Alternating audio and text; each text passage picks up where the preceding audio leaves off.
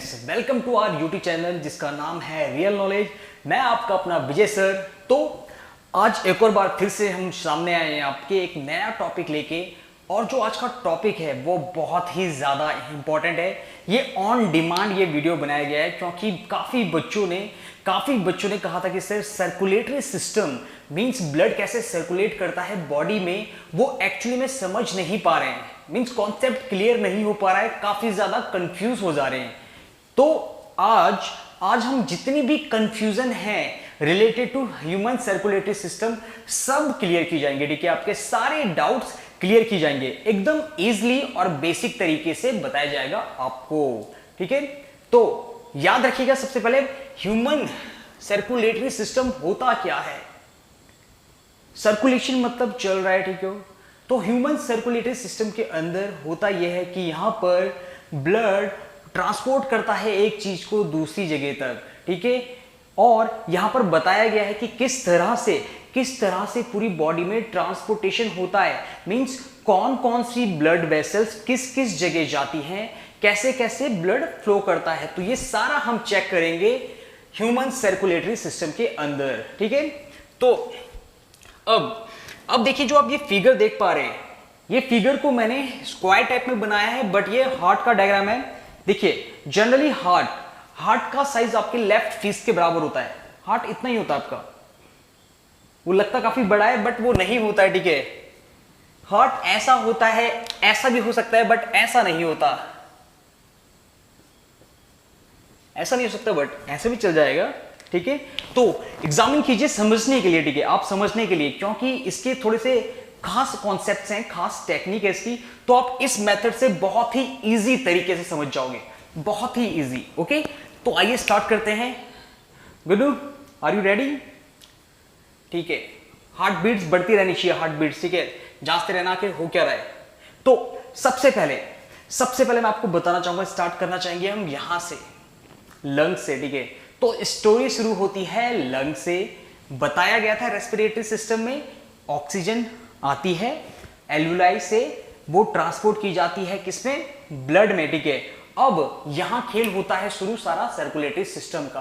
अब जैसे ही लंग से जब ब्लड में ऑक्सीजन मिल जाता है, तो लंग से कौन ट्रांसपोर्ट करता है, कौन सी ब्लड वेसल्स जा रही है, यहां पर जा रही है पल्मोनरी वेन। देखिए एक बार, पल्मोनरी वेन है जो कि लंग से ब्लड को कैरी कर रही है, और ब्लड भी कौन सा, ऑक्सीजनेटेड। यस, इस ही ब्लड को यूज करेंगे सारे सेल रेस्पिरेशन के लिए, ठीक है। तो इसकी स्पेशलिटी ये है कि ये ऑक्सीजनेटेड ब्लड ले जा रहा है पल्मोनरी वेन, ठीक है। अब इसके बाद ये ट्रांसपोर्ट करता है लंग से सीधा हार्ट में, ठीक है। अब यहां पर चेक कीजिए, सबसे पहले हार्ट की बात कर लेते हैं, ठीक है। तो हार्ट एक मस्कुलर ऑर्गन होता है। मस्कुलर मतलब मसल से बना होता है, और ये एक खास तरह की मसल से बना होता है जिसे हम कहते हैं कार्डियक मसल, ठीक है। काफी पावरफुल मसल है, एकदम ही अलग, सेपरेट, बस हार्ट के लिए। इसके अलावा जो सबसे मेन बात है हार्ट में, कि हार्ट के 4 चैम्बर्स होते हैं, means 4 compartment, like the rooms, ठीक है। 4 रूम टाइप्स होते हैं जैसे मैंने बनाया है, बट फिगर एक्चुअली थोड़ा सा डिफरेंट है। तो यहां पर 4 चैम्बर्स कहते हैं इन्हें हम, ठीक है, दिख रहे होंगे आपको। तो इनके नेम क्या है। अब आप देखिए, आप हार्ट को किस तरह देख रहे हैं। अब मैंने ये लेफ्ट लिखा है, ये राइट लिखा है, ठीक है। अब लेफ्ट राइट कैसे होगा, मतलब ये मेरा लेफ्ट है, लेफ्ट और राइट, ओके। तो सबसे पहले इसमें 4 चैम्बर्स होते हैं। ऊपर के अपर 2 होते हैं, अपर 2 को हम कहते हैं एट्रियम। ये लेफ्ट एट्रियम, ये राइट एट्रियम, ओके।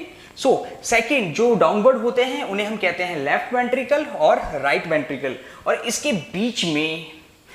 बीच में एक मस्कुलर चीज होती है जिसको हम कहते हैं सेप्टम, जो इन दोनों को सेपरेट करता है। मींस इस पूरे चैम्बर को और इस पूरे चैम्बर को सेपरेट करता है, ताकि ब्लड मिक्स ना हो जाए। कहीं ब्लड मिक्स हो गया, ऑक्सीजनेटेड ब्लड डीऑक्सीजनेटेड में मिक्स हो गया, तो फिर ब्लड का बचेगा क्या, फिर एनर्जी कहां से बनेगी। इसलिए सेप्टम होता है जो मिक्स होने से बचाता है इन्हें, ठीक है।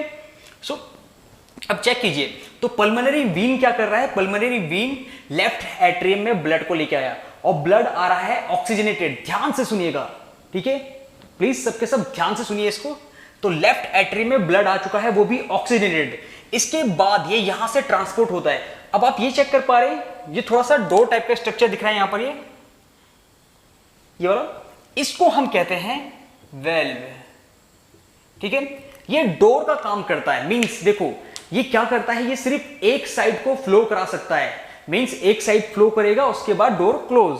ठीक है, यहां देखिए, तो जब लेफ्ट एट्रियम में ब्लड आता है, ठीक है, इसके बाद नीचे आता है, जैसे ही ब्लड जैसे ही नीचे ट्रांसपोर्ट होता है, उसके बाद ये वेल्व्स क्लोज हो जाती हैं, जिसकी वजह से जो ब्लड होता है वो बैक नहीं जा पाता, बैक जाना सही नहीं होता है। ओके, सो इस वेल्व की हेल्प से क्या होता है कि ब्लड नीचे पंप होता है। अब देखिए यहां से फंक्शन कैसे चलता है इनका, मतलब पंप कैसे होता है। देखिए जैसे ही लेफ्ट एट्रियम में ब्लड आया होगा तो ब्लड एकदम से कहते हैं उसने क्या किया होगा, ब्लड एब्जॉर्ब किया होगा, तो वो एकदम से रिलैक्स हो गया होगा। ठीक है, बहुत रिलैक्स हो गया होगा, मतलब इसका साइज बड़ा हो गया होगा। ठीक है, अब यहां से क्या होता है, लेफ्ट एट्रियम फिर प्रेशर क्रिएट करता है, एकदम से कॉन्ट्रैक्ट करता है। कॉन्ट्रैक्ट करते ही जो इसके अंदर का ब्लड होता है वो सीधा आ जाता है लेफ्ट वेंट्रिकल में। और अब जैसे ही ये कॉन्ट्रैक्ट होता है, ऊपर वाला नीचे वाला एकदम से पूरा एब्जॉर्ब कर देता है। ठीक है, मैं आपको इस तरह से दिखाता हूं, काफी अच्छा एग्जांपल है। ठीक है, चेक कीजिए। अब ये है लेफ्ट एट्रियम। ओके, ठीक है, आप ऐसे कर सकते हैं। ठीक है, या तो ऐसे होता है, देखिए पहले एक कॉन्ट्रैक्ट होगा, दूसरा रिलैक्स होगा, दूसरा कॉन्ट्रैक्ट होगा, दूसरा रिलैक्स होगा। यहां पर पहले ये कॉन्ट्रैक्ट होता है, प्रेशर से नीचे जाता है। ठीक है, उसके बाद ये कॉन्ट्रैक्ट होता है, ये प्रेशर से बाहर फेंकता है उसको। ठीक है, क्योंकि काम ही इसका पंपिंग का है, ब्लड का फंक्शन ही है पंप करना ब्लड को भाई, तो यही पंप करता है। ठीक है, और इसके बाद जब लेफ्ट वेंट्रिकल में आ जाता है, लेफ्ट, इसको हम पंप चैम्बर भी कहते हैं, पंप चैम्बर, क्योंकि यहीं से बहुत तगड़ा फोर्स लगाया जाता है। और एक और बात, ठीक है, देखिए जब यहां से अब ऑक्सीजनेटेड ब्लड जब ब्लड के लेफ्ट वेंट्रिकल से ट्रांसपोर्ट किया जाता है, तो इसे कैरी करता है आर्टरी, मतलब मेन आर्टरी। ये काफी थिक होती है। ठीक है, ये सबसे थिक नर्व होती है ह्यूमन बॉडी में, सबसे थिक ब्लड वेसल्स होती है ये। ठीक है, तो यहां पर ये काफी पावरफुल होती है और काफी स्पीड से जाती है, क्योंकि आपको पूरी बॉडी तक ऑक्सीजन पहुंचाना है। ठीक है, तो यहां पर ये कौन ले जाता है, इसको ट्रांसपोर्ट कराती है मेन आर्टरी, जिसको हम कहते हैं aorta, means oxygenated blood, aorta. ठीक है, आटा नहीं है, एओर्टा। ठीक है, तुम लोगों ने गलती बुलवा दिया पूरा। अब यहां देखिए, अब ये आर्टरी क्या करती है, ये आर्टरी पूरे जितने भी बॉडी के ऑर्गन्स है सब में पहुंचा देती है ऑक्सीजनेटेड ब्लड। बट ये इतना आसान नहीं होता। ठीक है, चेकआउट कीजिए। देखिए मैंने कहा था ना आपसे कि सेल्स बहुत छोटे छोटे होते हैं, सेल्स बहुत छोटे होते हैं। ठीक है, तो जो आर्टरी और वीन्स होती हैं ये तो होती हैं काफी थिक, तो ये कैसे ट्रांसपोर्ट कर पाएंगी उतने छोटे से सेल के अंदर। ठीक है, तो इसके लिए यूज किया जाता है कैपिलरीज का। ठीक है, आपको बताया था कि आपकी जब भी नर्व आती है, कोई वेसल आती है, तो जैसे ही ऑक्सीजन हमें किसी बॉडी ऑर्गन के अंदर ट्रांसपोर्ट करना होता है, तो वो कैपिलरी में कन्वर्ट होकर अंदर ट्रांसपोर्ट कर देते हैं, क्योंकि पतली ट्यूब सेल से कनेक्ट हो पाती है, ईच एंड एवरी सेल से। ठीक है, तो इसलिए कैपिलरीज में कन्वर्ट हो जाते हैं ये, और ये कैपिलरीज है,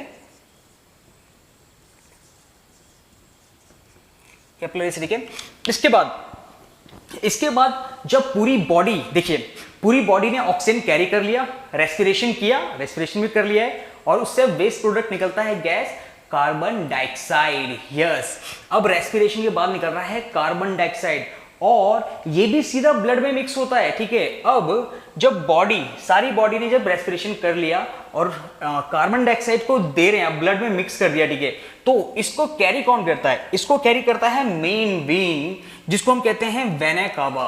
ठीक है, वेना कावा, तो ये वेना कावा मेन वेन होती है, जो कि डीऑक्सीजनेटेड ब्लड को ले जाती है वापस, ट्रांसपोर्ट करती है बैक टू हार्ट। ठीक है, तो बॉडी ऑर्गन से कैरी कौन कर रहा है, मेन वेन कावा। ठीक है, मेन वेन कौन सी है, वेना कावा, और इसको सीधा बैक ले जा रहा है हार्ट में। ठीक है, अब हार्ट में जाता है सीधा राइट एट्रियम में। ठीक है, राइट एट्रियम में फिर से वही फंक्शन होता है, जैसे ही राइट एट्रियम में ब्लड आता है उसका साइज बड़ा हो जाता है, आगे वाला भी कॉन्ट्रैक्ट है। ठीक है, इसके बाद या फिर आप साइज ऐसा कर सकते हो, इसके बाद राइट एट्रियम कॉन्ट्रैक्ट करता है और ब्लड चले जाता है आगे।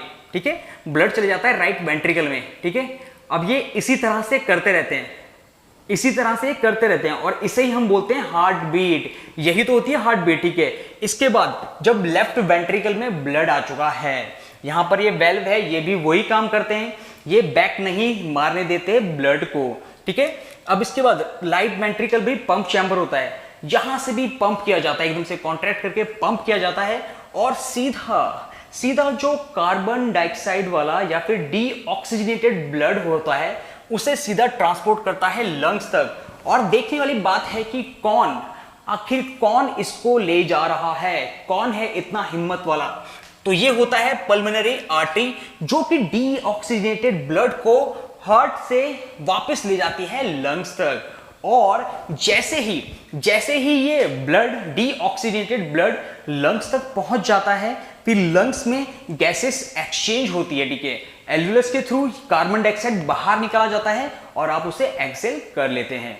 तो ये काफी सिंपल प्रोसेस है, बट बच्चों को काफी डिफिकल्टीज आती है क्योंकि उन्हें लगता है कि हार्ट का डायग्राम बहुत कॉम्प्लेक्स है। बट अगर आप दूसरा डायग्राम भी बनाओगे और आपको टेक्निक पता है, कॉन्सेप्ट पता है, तो बहुत ज्यादा इजी हो जाएगा, ठीक है। तो अब मेरा कहना यह है कि जब आप वीडियो देख रहे हैं या जब इस चीज को देख रहे हैं तो इसको 1 से 2 बार लिखकर ट्राई कीजिए। ये कंफर्म आपके नॉलेज को कंफर्म करेगा, ठीक है। आपको ऐसा करना चाहिए। एक बार मेमोराइज कर देते हैं, रिमेंबर करते हैं कि आखिर क्या क्या देखा हमने। तो ब्लड सर्कुलेटरी सिस्टम में हमने सबसे पहले चेक किया कि लंग्स ने पल्मोनरी वेन की मदद से ऑक्सीजनेटेड ब्लड को, जो ये नर्व है पल्मोनरी वेन, इसने लंग्स से ब्लड को पहुंचाया हार्ट में, ठीक है। किसने? पल्मोनरी वेन ने, वो भी ऑक्सीजनेटेड ब्लड। इसके बाद लेफ्ट एट्रियम में ब्लड गया, ठीक है, वो रिलैक्स हुआ, फिर वो कॉन्ट्रैक्ट हुआ तो ब्लड सीधे नीचे गया लेफ्ट वेंट्रिकल में, बीच में थे वेल्व। इसके बाद लेफ्ट वेंट्रिकल ने भी एकदम से कॉन्ट्रैक्ट किया और पुश करके एकदम से ब्लड को ट्रांसपोर्ट कर दिया बॉडी में। अब ये कैरी कौन करता है, क्योंकि यहां पर बहुत तगड़ा प्रेशर बनता है, तो इसके लिए काफी मोटा पाइप चाहिए होगा आपको, ठीक है, या फिर कोई ताकतवर ट्यूब चाहिए होगी। तो यहां पर प्रेजेंट तो है, अरे भाई प्रेजेंट तो है एओर्टा, नॉट द आटा, ऑल्टो कुछ नहीं है, ऑल्टो भी नहीं। तो मेन आर्टरी होता है एओर्टा, इसको कहते हैं ऑक्सीजनेटेड ब्लड, ठीक है। अब ऑक्सीजन ब्लड पूरे ऑर्गन्स में जाता है, यहां पर सारे क्या करते हैं, रेस्पिरेशन करते हैं सबके सब, ओके।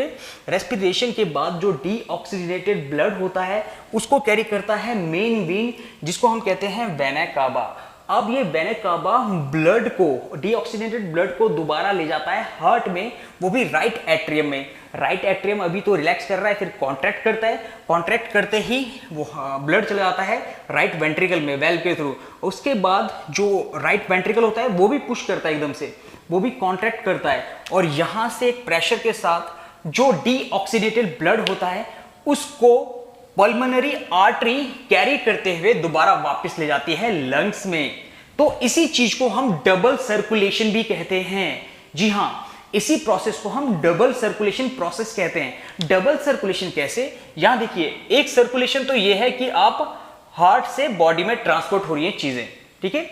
एक तो ये है, एक सर्कुलेशन ये है कि यहां से ब्लड से ऑर्गन तक आ रही है, ऑर्गन से ब्लड में जा रही है, ठीक है, ये सर्कुलेशन चल रहा है। दूसरा कि लंग्स भी हार्ट में बार बार ब्लड भेज रहा है, देखिए यहां से, और ये भी कंटिन्यू चल रहा है। तो यहां पर दो सर्कुलेशन हो चुके हैं, इसीलिए इसे डबल सर्कुलेटरी सिस्टम भी कहा जाता है या डबल सर्कुलेशन भी कहा जाता है। तो देखिए, काफी इजी कॉन्सेप्ट था, होप आप सबको समझ आया होगा। अगर नहीं भी आया है तो आप कमेंट्स कीजिएगा, आपको क्या चीज समझ नहीं आई, आपकी हेल्प जरूर की जाएगी। और अगर आपने चैनल सब्सक्राइब नहीं किया है तो कर दीजिए, ताकि अगली वीडियोस की नोटिफिकेशन आपको आ सके और आप इजिली रियल नॉलेज गेन कर सकें। ओके, तो ये आज की क्लास होती है खत्म। Thank you class. चलो गुल्लू, हो गया काम खत्म।